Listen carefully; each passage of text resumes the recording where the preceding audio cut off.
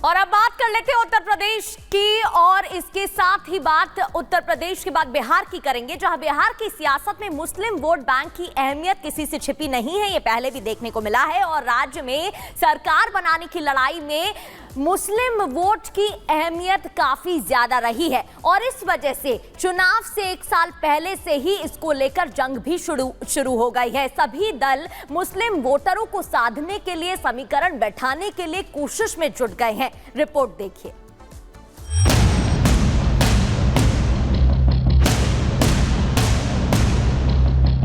और अगर कोई मुसलमान भाइयों के प्रति अगर बुरी नजर कोई देखने का काम करेगा तो राष्ट्रीय जनता दल और तेजस्वी यादव चुप बैठने वाला नहीं, ईंट से ईंट बजा देंगे। ये ईंट से ईंट बजा देंगे। वाह, इनसे बड़ा तिस्मार खां तो और कोई है ही नहीं। हम सबको कहते हैं इलेक्शन में भी कि अररिया में रहना है तो हिंदू बनना होगा। कोई नजर नहीं देखता है, आप ही बुरी नजर से देखते हैं, आप ही अपमानित करते हैं।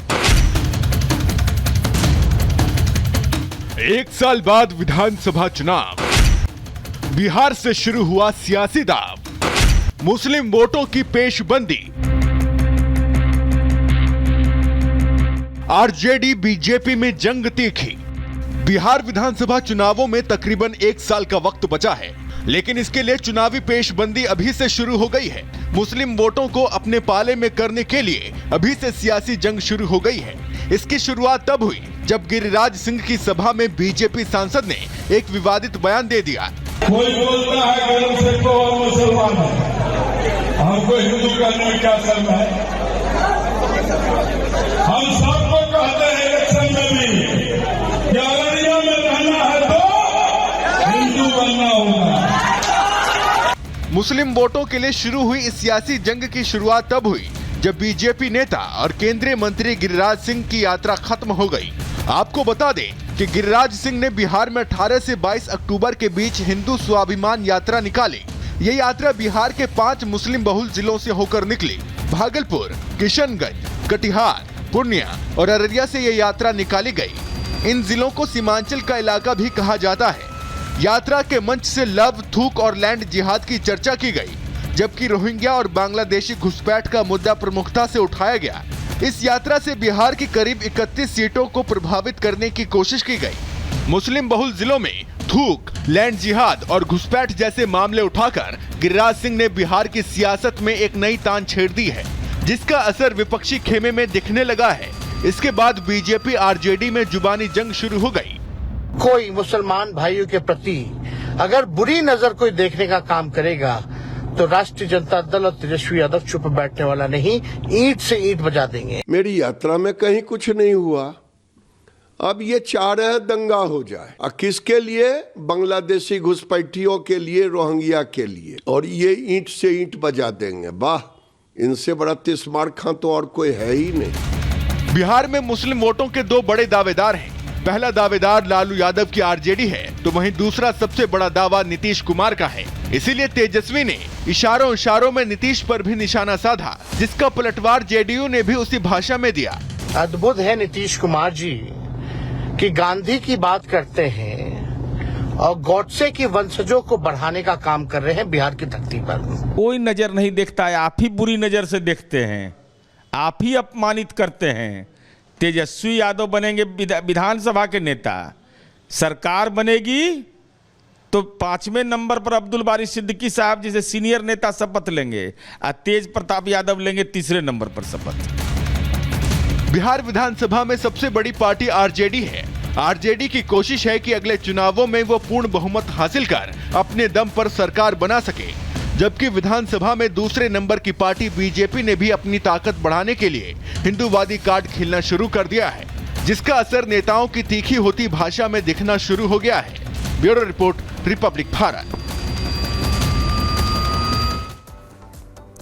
लेकिन बड़ी बात यह है कि आखिर क्यों मुस्लिम वोट बैंक के लिए ये ईंट से ईंट बजाने की बात हो रही है, उसकी वजह भी समझ लीजिए। बिहार में 17% मुस्लिम वोटर्स हैं और इसमें दावेदार आखिर कौन कौन है, इसमें आरजेडी अपने आप को दावेदार बताती है। तेजस्वी यादव का बयान आपने सुना, एआईएमआईएम के अध्यक्ष जो है असदुद्दीन ओवैसी हो, नई नवेली जनसुराज के जो है प्रशांत किशोर हो, या खुद जेडीयू के और खुद मुख्यमंत्री इस वक्त में नीतीश कुमार हो, ये वो तमाम दावेदार हैं जो 17% इन मुस्लिम वोटर्स को अपना दावेदार जो है वो मानते हैं, अपना दावा इन पर कहीं ना कहीं करते हैं। और इसी के लिए ये पूरी सियासत इस वक्त बिहार की मुस्लिम वोट बैंक के इर्द गिर्द यहां पर घूमती हुई नजर आ रही है। बहरहाल आगे बढ़ते हैं और अब बात करते हैं मुश्किलों में सलमान खान जिस तरीके से काले हिरन शिकार मामले को लेकर हैं, वहीं अब सोमी अली सामने आई हैं। सोमी अली की तरफ से कई बड़े खुलासे किए गए। रिपब्लिक भारत से एक्सक्लूसिव बातचीत जो है वो सोमी अली ने की है। लेकिन सवाल ये कि आखिर कौन है सोमी अली और क्यों वो बिश्नोई समाज से माफी की बात जो है वो करती हुई नजर आ रही है, क्या खुलासे कर रही है, सुनिए।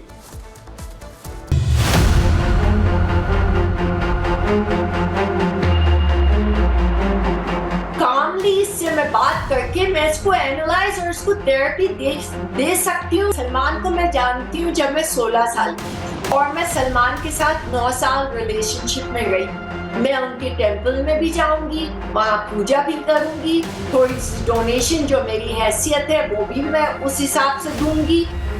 26 साल भले ही बीत गए हों, लेकिन सलमान खान का काला हिरण केस से पीछा नहीं छूट रहा। कभी कोर्ट, कभी बिश्नोई समाज, तो कभी लॉरेंस की धमकी। लेकिन इस बार सिद्दीकी की मौत के बाद सलमान के पिता का बयान। लेकिन इसी बीच चर्चा में एक चेहरा और है जिसका नाम है सोमी अली।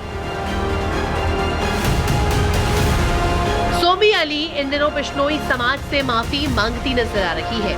वो भारत पर आने पर राजस्थान पहुंच लॉरेंस का इंटरव्यू करना चाहती है। लेकिन सवाल है आखिर सोमी अली ये सब क्यों करना चाहती है? उसका जवाब है सलमान खान। इसके पीछे की पूरी कहानी बताएंगे, लेकिन पहले सोमी का ये बयान सुनिए। डेफिनेटली राजस्थान जाऊंगी और मैं बजाय लॉरेंस बिश्नोई के पहले मैं देवेंद्र भाई से मिलूंगी, क्योंकि वो हेड हैं, वो बुजुर्ग आदमी है, वो एल्डरली है और वो ट्राइब के लीडर हैं, बिश्नोई ट्राइब के। सलमान खान एक बार फिर से लॉरेंस और हिरण कांड को लेकर चर्चा में है। सवाल उनकी सुरक्षा को लेकर है तो सोमी सामने आई और बयान दिया। वो सलमान को 16 साल की उम्र से जानती है और वो जो चाहते हैं वही करते हैं। सलमान को मैं जानती हूँ जब मैं 16 साल की थी, उस उम्र से तो, और मैं सलमान के साथ 9 साल रिलेशनशिप में रही। तो सलमान जो करना चाहते हैं वो करते हैं। उनका माइंड कोई नहीं बदल सकता सिवाय उनके मम्मी डैडी के, कि उनकी मर्जी है। अगर उनको नहीं अपोलोजाइज करना है नहीं करेंगे, करना है करेंगे। मैं तो राजस्थान जाऊंगी, मैं उनके टेंपल में भी जाऊंगी, वहां पूजा भी करूंगी, थोड़ी सी डोनेशन जो मेरी हैसियत है वो भी मैं उस हिसाब से दूंगी। ये मेरा उनसे वादा है देवेंद्र भाई से। सोमी का इशारा साफ है। बहरहाल जो भी, लेकिन लॉरेंस को लेकर जब भी सोमी से सवाल पूछा गया तो वो बचकर निकलती नजर आई। सुनिए।